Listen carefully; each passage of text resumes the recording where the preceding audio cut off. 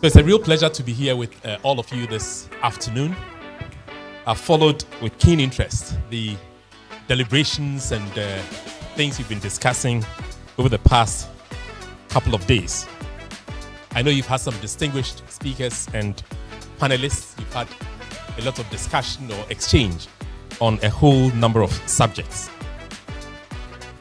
Mr. Seth Owusu Mante, President and Coordinator, Mr. Maurice Garba, Yanka, and the team at Young Diplomats of Ghana, and all of you delegates to this Ghana Youth Meeting.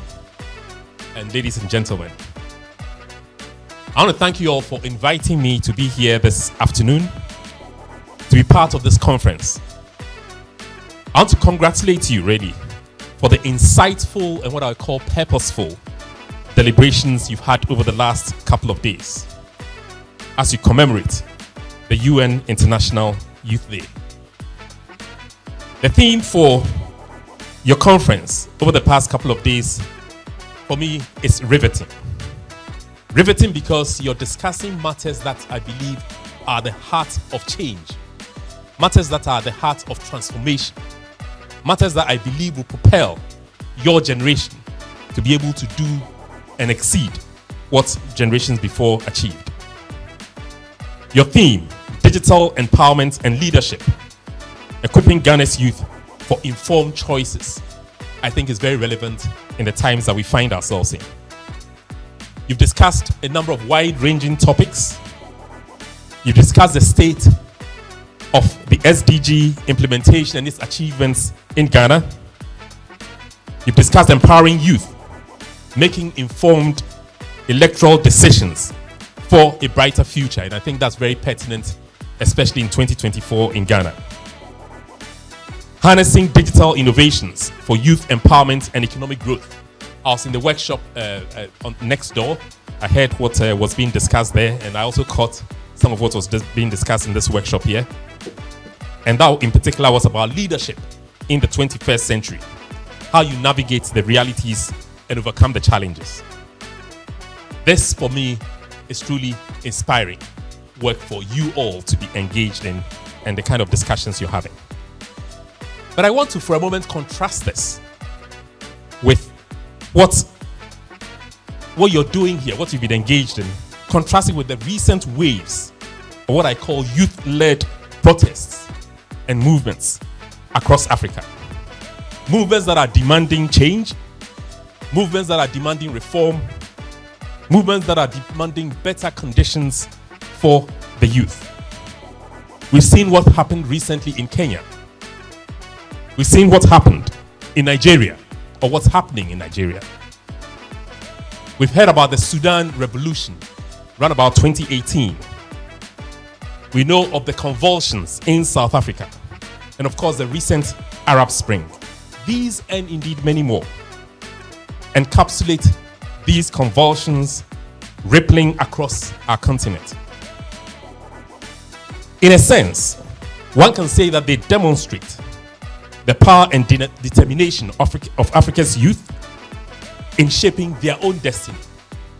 Africa's youth want to take control of the situation and say, this is what we mean, this is what we think, this is what we think society should be shaped as, so that we, who are the future benefactors, will have a better place in our own nation's history. In many ways, Africans' youth are determining and demanding better governance. They are demanding accountability. They are demanding transparency. And they are demanding all of these things in terms of the economic opportunities and employment, social justice, equality, access to education and healthcare, and essentially freedoms. I grew up in the 1970s and 1980s when many of you here probably were not born. And my outlook in terms of values and distinct belief in the capacity of our youth to lead and anchor transformation is shaped by my own experiences. These experiences of growing up in Ghana and the Ghana of that era. With limited freedoms, with military dictatorships, punctuated with some mere 4 years of democratic governance across 2 decades. So today when I read people expressing themselves on Facebook, on all manner of social media, and calling presidents and things names and things like that, it brings a smile to my face. In our day, you dare not say a word or write anything about people like that. My advocacy for change in my youth compelled me to become a student leader. I was a student leader for many years in my university days, and during that period, there was a lot of intolerance in Ghana. Free speech was real luxury. Rule of law did not exist. All of these were trampled upon. This is a period in our history that culminated in the shaping of a society that was browbeaten, a society that was cowed into submission in what was infamously known as a culture of silence that preceded our Fourth Republic. So this was, if you like, the background of us getting where we are today. During that era, against all odds, I think the youth of the day found their voice. And that's my call to you today, for the youth of today to find their voice, for your voices to be heard in the arena of politics, in business, in society that we should all influence. The choice before us then was to remain engaged in spite of the dangers of oppressive regimes that governed us with an iron fist. The youth of that era yearned to be part of a movement for change. We desired above all else to leverage our collective strength for positive action and to collaborate with the forces of change to build the Ghana that we all cherished.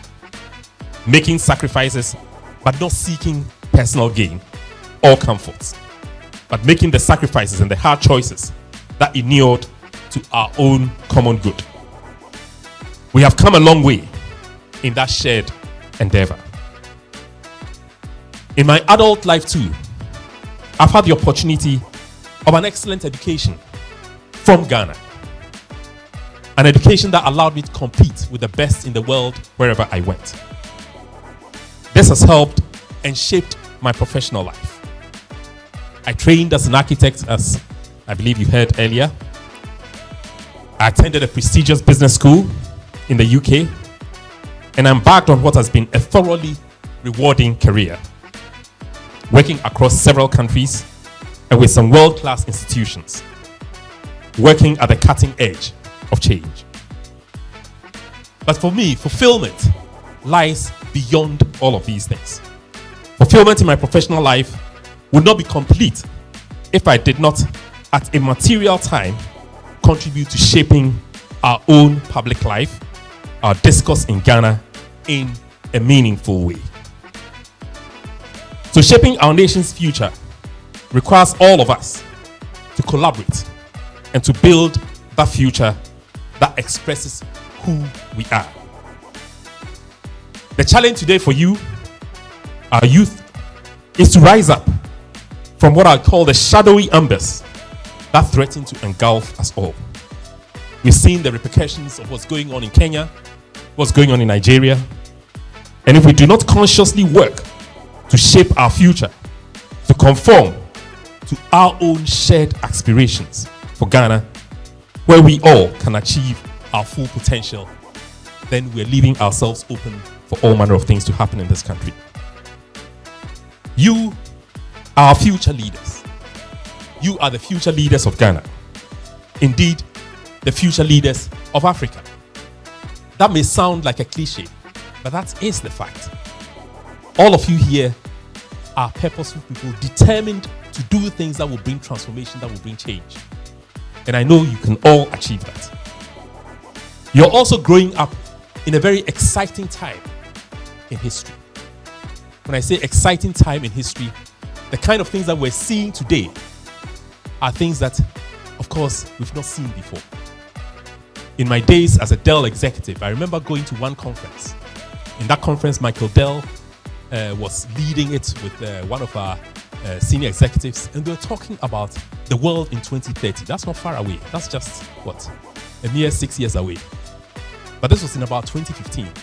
So we dared to look into a prism and say, what will this world look like by 2030? They modeled something which today is almost common to you. In 2015, it did not exist. Two people walking out of a hotel, entering a driverless car. They sit in the car, they determine that we're going to this particular place. The car is already pre-programmed, that they're going to World Bank offices in Accra or whatever it is. The car drives itself and they get to this place. They get out of the car, they enter into a reception area. It says, welcome, Michael Dell. Your meeting room is this way. They know, of course, he wants his room temperature set at 22 degrees. So the room is set at 22 degrees. When he gets in there, AI comes in, offers him coffee, offers him all sorts of things. He has his meeting, he closes, he leaves the place. This car turns up, takes him home. As he's going home, the car tells him that the dinner you want is ready. This and so is happening in the house. The temperature is set at this, etc. And they go in. You understand what I'm saying? This is a world that is driven entirely by AI, a world that's driven by data. And that company that I worked for, when Dell acquired EMC in an acquisition that was worth over 70 billion US dollars, what Dell bought was a company that was mining data. That data today, we are all sharing and contributing to that through our WhatsApps, through all kinds of engagements, all kinds of data, information that we spew into this world. Today, that is what's driving a lot of things. A very exciting world. The things that are possibilities that are possible to do are infinite. That's what I call the exciting world that you live in. So if we thought about these things in 2015, if we project another 10, 20, 30 years from now, it will be a totally different world. Our continent, of course, is also undergoing rapid transformation. And you are at the forefront of that change. Africa, as we know, has a population of about 1.3 billion people. 70% of that population is youth below the age of 30. We have a significant youth bulge, as economists will call it. A demographic trend that represents both opportunities but also challenges for development. The opportunities are large. A growing workplace that is being transformed with technology. Increased innovation, again driven by rapid technological advancement. Entrepreneurship, and of course, dynamism. The challenges include the sorts of things that have propelled nations like Kenya, Nigeria, etc. to experience the things that they've gone through recently. Largely youth unemployment, pressure on education and health systems, and potential social unrest and instability that this can bring, such as we have seen in these countries. But for me, I want to project the opportunities, especially spurred on by technological advancement. AI, other innovations, this truly is enormous. They far outweigh the challenges. And if we channel our collective energies to spare the kind of development this can bring, it is truly awesome. With institutions such as the Africa Continental Free Trade Area and others like it, our continent is poised for growth and integration of our economies, opening up vast opportunities for people like you. Technology, too, is leapfrogging traditional development stages and enabling innovation and entrepreneurship to flourish as never before. So as you all navigate the challenges and embrace the opportunities that are presented, please remember above all else that your voice matters. Remember that it's your voice that can shape the future that we hope for. I want to see you speak against injustice. I want to hear you speak against all forms of discrimination. We need to stand up for what we believe in, and you are the voice of your generation. I'll urge you to to embrace our cultural diversity and learn from one another and across borders. Be bold. You have the capacity to solve myriad problems. You have the capacity to innovate. You have the creative capacities to confront our challenges and, more importantly, to win. In this noble endeavor that you have embarked on at this Ghana Youth Meeting under the auspices of the Young Diplomats of Ghana, I also want to emphasize the crucial area for you as responsible citizens of Ghana. Your participation and your engagement in our nascent and maturing democratic process. You have the capacity to drive change. You have the capacity to break the cycles of poverty, of inequality, of corruption that still afflicts us as a people. But all of this starts with you translating your influence to good effect. It starts with you moving as a force of change, a force for good. You can translate this good effect in so many ways, but also importantly at the ballot box. We all need to get engaged. We all need to educate ourselves on the issues of our day. We all need to challenge orthodoxy. We need to demand accountability of our leaders. We need to demand transparency. We need to drive good governance in every way. Let your vote shape our future. I want to see all of you get involved everywhere, in your communities, in your workplaces, and wherever you find yourself. Join a political organization. I'll say an organization that aligns with your values. Political parties are not vehicles for just acquiring power. They are vehicles for bringing change and for transforming a society. And we fail when our political parties fail to achieve this goal. So join an organization that aligns with your values, the good you want to see. Use your platforms, your social media platforms, and raise awareness on issues and inspire others. Be a force for good. You're rightly demanding good governance, human rights, social justice, and the attainment of the SDGs that you discussed in these last couple of days. These are the things that we signed up to as a nation. Leveraging your energies, leveraging your passion, leveraging your creativity to address the challenges of our time. Things like climate change, education, healthcare, poverty, etc. All of which have found definition in these SDGs that we propagate.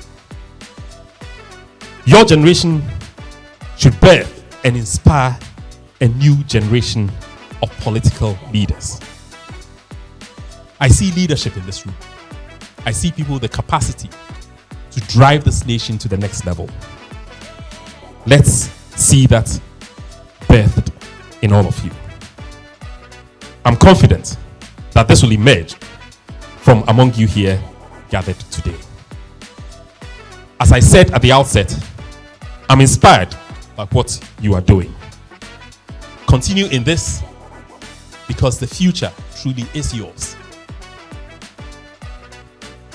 I believe in your collective capacities to lead and to drive change.